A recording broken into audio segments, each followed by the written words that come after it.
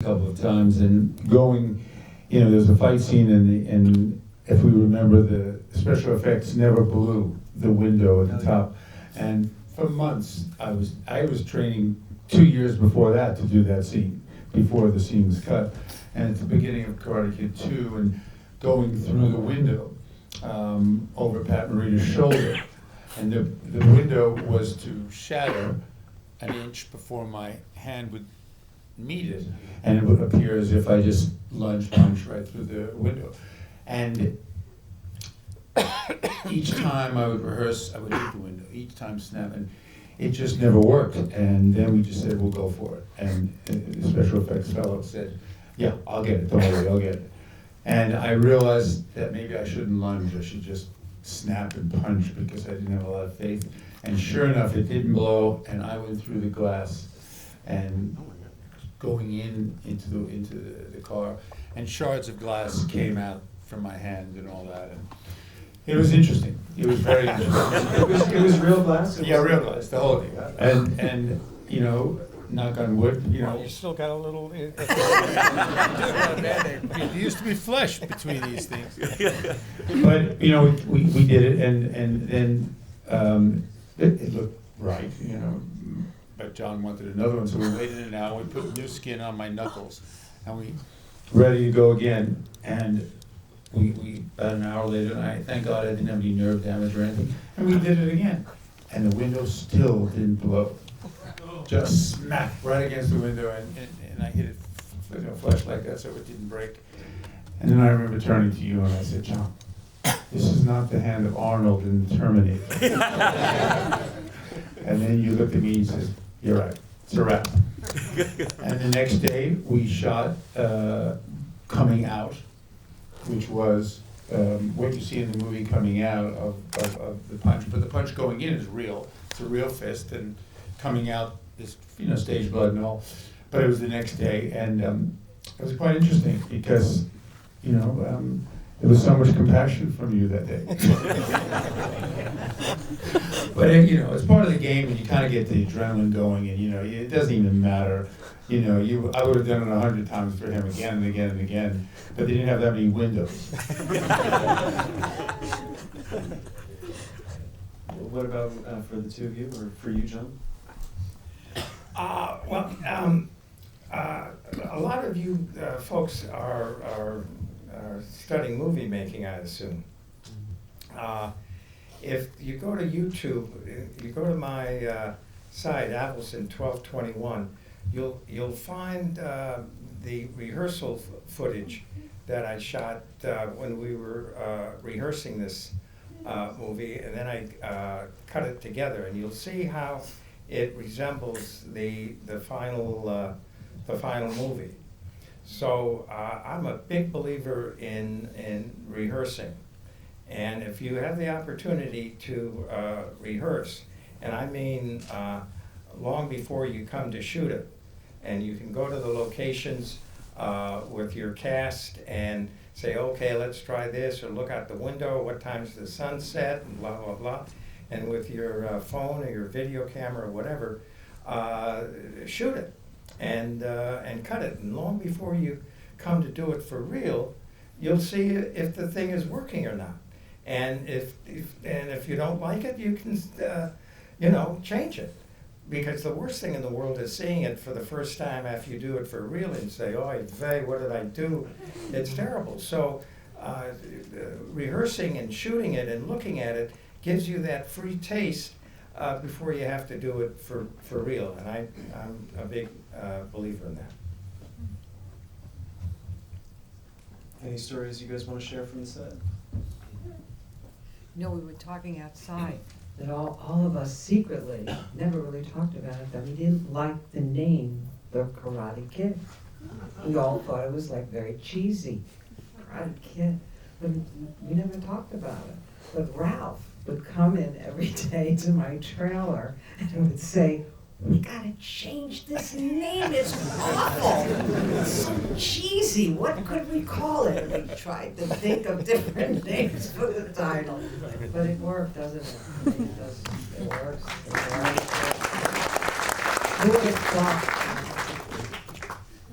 Well, and it was a comic book. I never knew about the comic book, but and I don't know for sure, but I think that's where Jerry Weintraub got the title from. And we bought, at one of the comic strip shows, we bought, I think I bought like 10 of them, 12 of them, and gave half to Billy, and I read the other half, and he was considered a superhero, but he didn't do anything. He didn't do anything. He kicked, he had a great spinning crescent kick, or a flying kick, or a side kick, but there were no powers as the superheroes we know today. And so very little came out, I think, for Robert anyway, from that character, but the prowess of the Karate Kid, the physical prowess, and how terrific he was as a martial arts artist ultimately, you know. But And the original story came from a newspaper article that Jerry read of a kid living in the valley who got beat up all the time and took karate lessons, and the beating stopped. And that was what gave Jerry the idea. I'm curious if there were, I mean, you spoke about the rehearsal process being very important, and you also spoke about the changes that you made about the ending of the film. Through the production process, were there other major changes that you made from the original script? Gee, I don't know. I don't think so.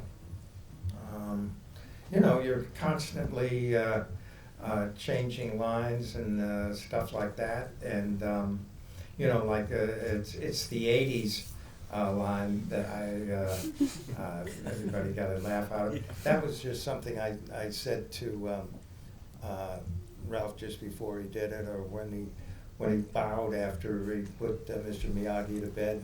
I just thought that was appropriate. So, you know, if you're in the mood and the atmosphere is right, you know, but no major changes. It was Robert's story.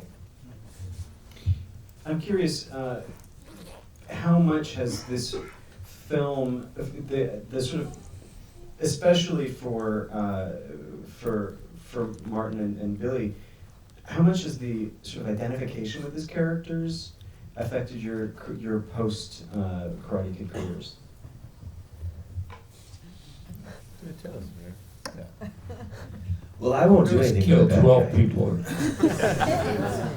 Well, the movie, I mean, it's crazy. Who knows? 30 years later, this movie's playing right now. There's new kids watching it right now. I mean, it's a cast a long shadow. So, you know, for sure, it's been an interesting set of roles that you get offered. You know, you can say you're typecast, but you know that's a good thing. You know, the second part of that word is cast. Like, you know, we're actors, so you know, play a good guy or a bad guy, whatever. You know, so. You know, it's been a great ride. It was a surprise for me to be in a movie. I mean, just the thrill of getting to be in a film. If nobody ever saw it, it would be the best time of my life. The fact that it's lasted 30 years and that we're talking about it now is mind-blowing, really. I'm sure we're all feeling that way. The memories are so fresh. I mean, it's, you know, it's endearing. It's like a family. It's just, so, you know, career-wise, I don't know. I mean, you have to ask the casting directors and producers, but I'm not on the other side of the camera, too. And you know, somebody says, you did this, you did that. I think the problem is the casting people and the directors that don't have a vision to do it like Tarantino did and said, hey, John Travolta, here's a new you. You know, it's like everybody's playing it safe. Like, you're this, you're an apple, you're an orange, you're this, you're that. You know what? Be creative, take a risk, go out. Like, you know, you played that so well, you can't play anything else. You're known as that. That's the stupidest thing I've ever heard. I hear that. It's like, you gotta be kidding me. And then you get offers that are, you know, it's fun. I have a great time with it. I love it. It's, you know, it's a blast. It's been a blessing in my life. You know, it's kind of like there's a BKK or an AKK for me, before Karate Kid and after. You know, so it changes. You know, from when it first came out, it was like this weird, people know me, and then, you know, and then it's like, you know, then it's like, I don't want anything to do with it through the 90s. Like, don't mention the Karate Kid. And then it's like, hey, it's kind of cool again. And then I made a video about it. Now it's like, awesome, you know. So it's like, you know, I'm sure we all feel that way. You know, you want to move on. You don't want to be like identified and crystallized in some place because you're an artist, and part of being an artist is being in motion. So, you know, but I think it's been, it's done nothing but open doors for me. If I didn't get the movie, I'd probably be reading for a Tortino's Pizza commercial tomorrow with 4 other guys going, did you ever read for a movie called The Karate Kid? That guy didn't know. So, anyway, I could go on about that forever. Mr. Kove? The interesting thing is that Billy and I were doing a show at a Comic-Con, and I forgot where it was, and we had two security guards, and there's so many people that think you are those characters, that you totally believe that you are John Creason. You know, they don't think they saw you in Wyatt Earp or Rambo or anything else. They just think you're John Creason. And the movie, because it's so interesting, has done that to people. One day we were walking down the corridor, and there was two security guards in front of us and two security guards behind us, and it was a narrow wall. It was a narrow hallway, and someone was taking tickets, and he was a member of the staff, and he was right near us and sneezed on me. And he backed away and looked at me with such fear. And Billy, he turned around, and we couldn't believe this. This guy crumpled like, it was like, Silas Marner. He crumpled up like that, and he said, "I'm really sorry. Don't hurt me." And he really did that. And I didn't answer him. I just turned to Billy, and Billy saw it. And I said, "Wow." I said, "This cat really thinks that we are those people." And we have 4 security guards with us, so we're really took him to his space. And I kept walking down the corridor, and I looked at him, and he was still in the corner. And I was 100 yards away, and he was really frightened. So you get that experience once in a while, and if I was a real mensch, I would have walked up to him and said, "Listen, man, I'm not that guy." You could breathe, But those things are funny,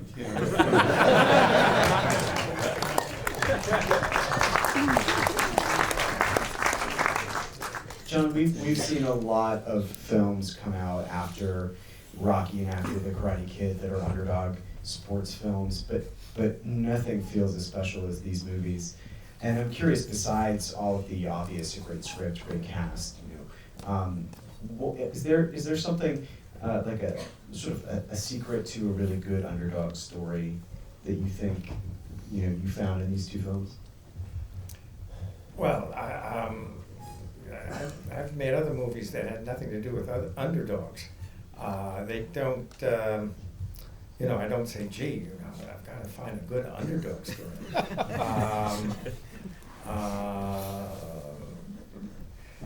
But we all, to one degree or another, we all relate to an underdog because we all think that we're getting screwed somehow. And that we're not being appreciated, that we're being taken advantage of, or whatever. It's just human nature, and most of the time it's right.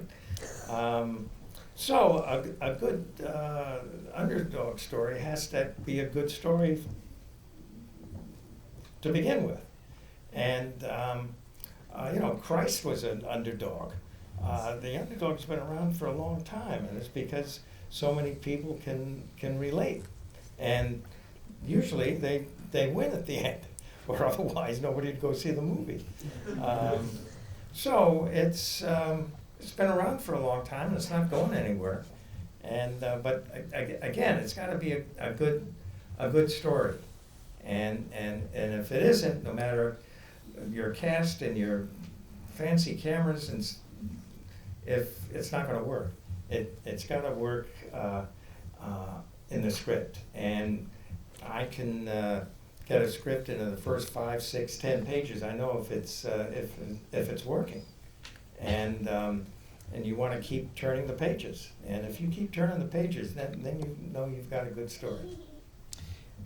How do you know, is this instinct, or is there a process where you share the material with others that you are convincingly transitioning this person from being truly the underdog to potentially the winner? Well, when you're reading the story, you're at least for me, I'm imagining the movie, which is terrific because your imagination has no budget. And you're, if you're seeing the movie as you're reading it, you're lucky that you've got a script that makes sense. You know, I know some years ago, script workshops, and there were arcs and all that sort of, I never understood all that. But I can read a story and I can tell right away if it's a good story or not. And the good ones are what makes good movies. And if the script isn't so good, it's not gonna get better later. All right, let's take questions from the audience. Yeah. You mentioned about some stunts throughout. I noticed through the end credits there was a bicycle trainer listed, and I'm assuming that's during the night sequence, the chase. Was the chase a difficult thing to film with the bicycle and the Yeah, motorcycle? the fellow who showed Ralph how to ride and so forth was also the guy that doubled for him rolling down the hill. And he was excellent. Does that answer the question? Yeah, I was just wondering if it was a difficult scene, so you basically answered it. Yeah, so that was the teacher and also the stunt person. Yes. I've seen some short footage of Pat Morita talking about Mr. Demura, who was sometimes considered the real Mr. Miyagi. Can you share a little more about that, or what Pat Morita had to say about that, or if Mr. Demura cast a shadow beyond? Well, Pat Johnson and Robert Kamen both were familiar with Sensei Demura, and he did that routine at the fence where he doubles Pat and jumps and wipes everybody out. So he was the real item, and he and Pat hit it off, and Sensei Demura was an absolute pleasure, and you know, a champion at what he does. Thank you. Yes. I just wanted to say that I love this movie, and I also loved The Karate Kid 3 growing up. My question is, what things inspire your creative process the most as a director, or that you've noticed throughout your entire career? Well, what are the things that inspire what? What things have inspired your creative process the most as a director? Getting the job. Because otherwise you're talking to yourself. But that's the, you know, it's the script. You know, if you've got a good story and you got the job, boy, that makes for a very happy person. And if the atmosphere is conducive to, you know, experimenting and trying and improvising, and it you know, that the script and the atmosphere are real important. And if you're blessed on those accounts, you're on your way. Back. I love how location specific this movie is, and your other movies are for that matter, especially as someone that grew up in Reseda. I was wondering if that, how that, you know, why you focus on the location at that, if you have any special attachment to the locations you worked in and shot. Well, locations are like actors. The more real they are, the more convincing the thing is going to be. And that's why I hate sets and things like that. You're always better off to use a real location rather than having to build it and so forth. Because then that's another artificial thing you got to deal with. Whereas you've got a real place, you don't have to worry about that. So locations are real important. And the more time you spend looking for them and then finally zeroing in and saying, okay, that's it. When you're doing it, you know that you've got the right place, and that is a big element in telling your story well. Yes. How did you guys feel about them trying to remake the film? What? How'd you feel about them remaking the film? What do you mean they remade it? The Will Smith one. What's Well, I thought the kid was very good, but I thought that the backstory for the Mr. Miyagi character was horrible. Here's Mr. Miyagi who loses his wife and kid, and he's out killing Nazis, And the other one, this guy is driving a car with the family in it. There's a crash. The family dies, and he's driving. And then they keep the car that everybody died in his living room, and he spends a whole year fixing it. And then on the anniversary of their death, he destroys it. What is that? I thought that is some weird. They couldn't come up with a better backstory than that. So anyway, besides that, again, the kid. And I wanted to go to China for Karate Kid 3.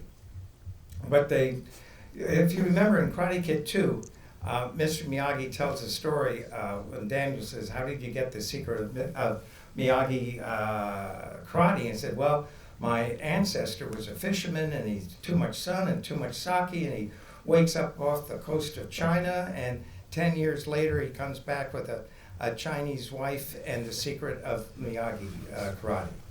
So I said, let's let these guys time travel. They go back 1,000 years or whatever it is, and they're in China watching this thing happen, and Pat plays both parts, and Coca-Cola owned Columbia at the time, and they wanted to sell Coke in China. It was totally non-political, the movie, and nobody had shot in China before. And China's a very unique, talk about locations. The place looks very unique, but that didn't go anywhere, so we made Karate Kid 3, which was a poor imitation of the first one. It was a horrible movie. I was left a bit of Barbary pirate. Yes. There's a shot earlier in the film that I really liked with Daniel and his mother sitting in the restaurant, and in the background behind the window you see the bullies, and they turn around the corner. There's just an instant before Daniel turns and looks. I was wondering if you could talk about the logistics of getting that shot and how you worked out the timing. And if you Okay, we're talking about the shot where Daniel and his mom are having lunch where she works, and out the window the bad guys are looking and so forth. Well, again, that's how important the location is. And I don't remember if it was written quite that way. But I certainly, I got the idea that all this stuff could be happening at the same time. Never underestimate your audience. The audience is very smart, and they've got nothing else to do except to sit there in the dark and look at your story. And they really want it to work. They really want to enjoy themselves, right? So they're on your side, but you got to keep them awake. I remember I had the pleasure and honor of getting to know Frank Capra a bit. And he said, you've got all these people sitting in the dark. You got to keep them awake. And it's very true. So, and then I made a movie with Marlon Brando. He gave me some great advice. He said, they're sitting there with their popcorn like this. That's the moment you got to get. The audience is sitting there and they're saying, yeah, okay, now what? You got to keep giving them new information. Don't give them the same information twice. That's a snore. New information. Every scene should be new. Every scene should push the story ahead. Yes. We've been talking a lot about locations, and that was kind of on my mind when you mentioned the dojo. I noticed that was not in the valley. That was on the west side, I think, in Cloverdale. The only ones I couldn't really place were Elizabeth Shue's house and the mini golf. Elizabeth Shue's house, I think, was in Encino. It wasn't Encino. Yeah, It was right. Encino. It really wasn't Encino. Oh, yeah. And the mini golf course. Was that a really mini golf course? Yeah. Valley. Oh, yeah, it's, no, it's not in the valley. It's out in the boondocks here somewhere. I'm not sure. But I think it's still there. Sepulveda. Ventura, Sepulveda. It's on Sepulveda, right by the Galleria. No, it's not that one. No. The one in the movie is a long drive from. Like 605 from LA, somewhere? but it's still there, I think. It is still there. It's golf stuff. I'm there every Friday night. The great water slide. Yeah, I just wanted to say I really enjoyed the film as a kid. I had a question for John about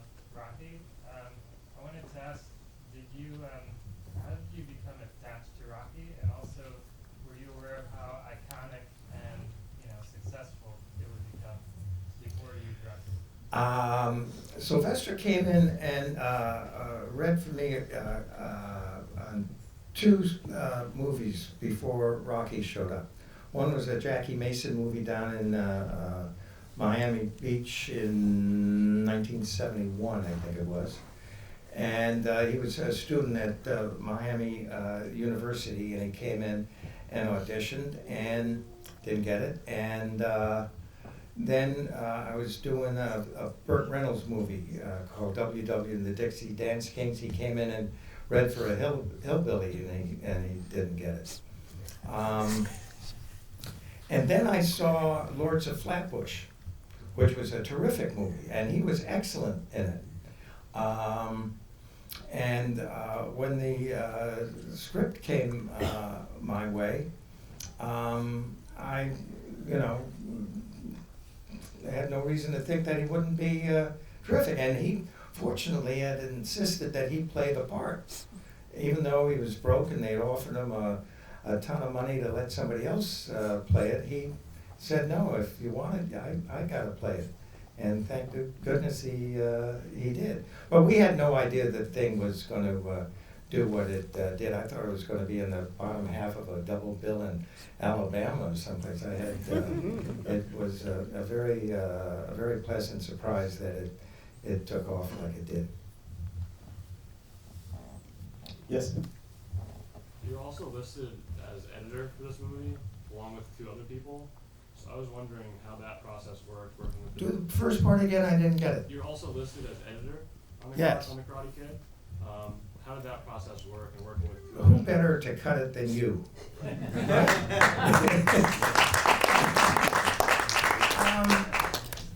I started as my own cameraman, my own editor, and I did a lot of industrial films for companies like Shell Oil and IBM and Claro, films to get their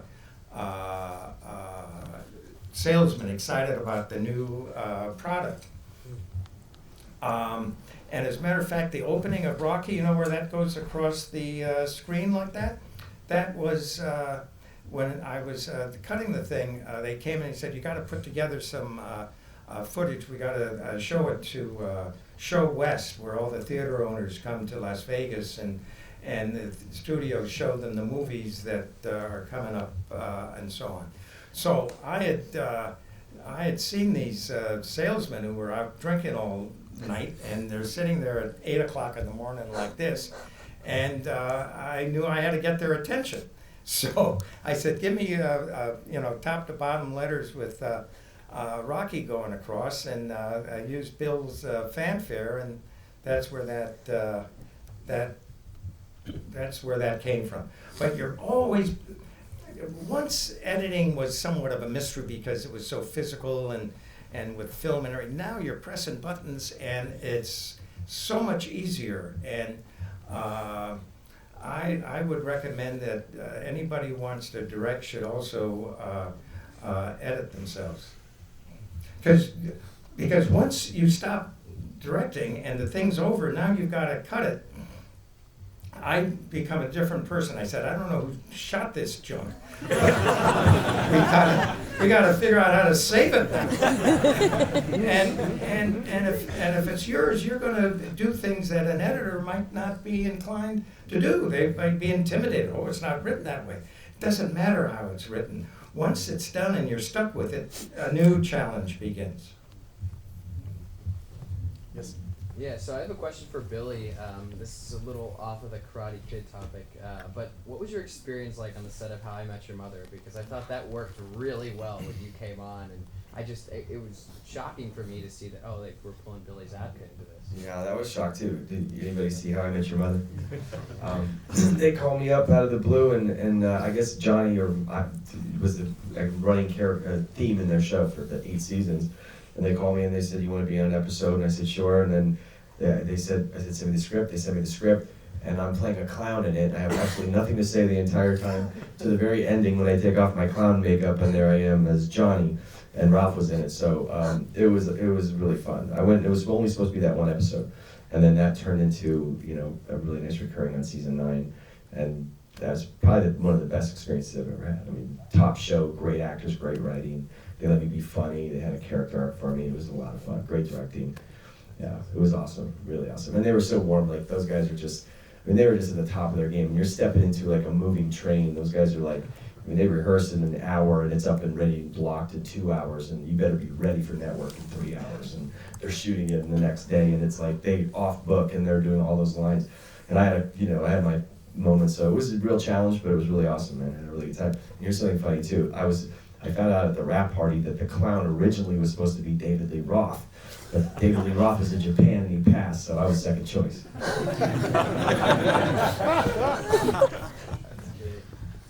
I'm curious if the dynamic on set of good guys, bad guys, bullies, if that's something that you guys kept alive in between takes, or if you guys were all friends, and if you encouraged it or discouraged it. My impression was that everybody was friends. I didn't tell anybody how to behave when they weren't on the set. Like, were we kind of in character and stuff? No, not on this one. I mean, I've heard of stories like that. I mean, the thing was that despite our characters, we had so much in between. After our scenes, we would be on the mat rehearsing and, you know, putting each other's, you know, lives in each other's hands with feet and everything. So we were friends, but John didn't encourage us not to become too good friends. I mean, he kind of separated and say, don't be friends, but he kind of pushed us over to the Cobra Kai, and I stayed over there, and Ralph stayed over with Pat, and, you know, it was kind of good that he did that, because, you know, Ralph and I get along great now, you know, mostly. Because you are the Karate Kid. Well, see what happens. But we trained separately. We all trained separately to create that mystique, which was the brilliance of Pat. I don't know if some of you know Pat Johnson. Pat Johnson ran with Chuck Norris in the 60s and 70s in the tournament scene around the world, and he plays the referee. And he's just a brilliant stunt coordinator. He did Batman and Ninja Turtles and lots of stuff.